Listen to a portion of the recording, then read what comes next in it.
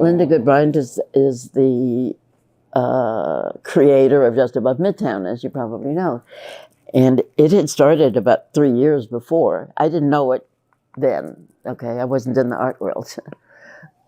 So I saw this in the Village Voice, and I said, oh, it's free, and, you know, it's at this school, this place. I don't know where this is, but I'll find it, you know, and I'll go to this opening.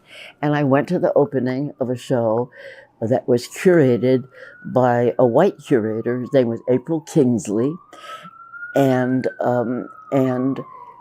it was called Afro-American Abstraction. I entered the space, and I don't think I never had had an experience like it, because wherever I was, as I said, almost my definition of myself was the only Black person in the room. That was my definition of myself. And I entered the space, and there had to have been at least 200 Black people who all looked more interesting than anybody I'd ever seen. You know, they were all dressed like artists. They were all behaving like artists. You know, it was so amazing to me to see that many people who I would like to be around, you know. And I thought, wow, let me do something here. When I realized that Linda was opening this place down in Tribeca, and that it was just all they had were the bare walls, and they were starting to build it, I did something that was so fucking bougie, you know, I reverted to sort of like, you know, bougie form, and I went down as a volunteer. I'll fill envelopes, I'll lick stamps, I'll do whatever you need. And I did. And then somebody figured out, oh, she could write the stuff that goes into the envelopes, okay? And so I became the sort of in-house press agent for the gallery. And I was writing press releases, you know, there's going to be this, you know, show and that show and the other, blah, blah, blah. And the opening show for the new space was called Outlaw Aesthetics.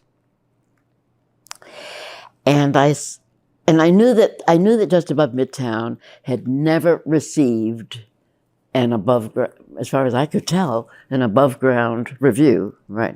No New York Times review, no Village Voice review, no nothing review, okay. And I said, okay, let me see if I can do something about that. But I did make one phone call that I will never forget.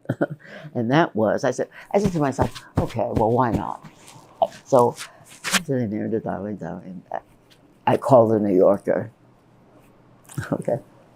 Now this is really weird. I mean, we're talking about 1980, and it was still such an informal space at the New Yorker that the woman who ran Goings On About Town answered the phone. And I said, you know, my name is, and I am doing press for the Just Above Midtown Gallery, and it's opening a new space, and the show is going to be called Outlaw Aesthetics, and we'd love it if you would come. And she said, Outlaw Aesthetics. Oh, she said, oh, they always give titles to their shows, don't they? And if I hadn't come from where I'd come from, I would not have been able to calibrate the exact level of condescension in his voice, do you understand? It infuriated me so much that that's when I created Mlle Bourgeoise Noire.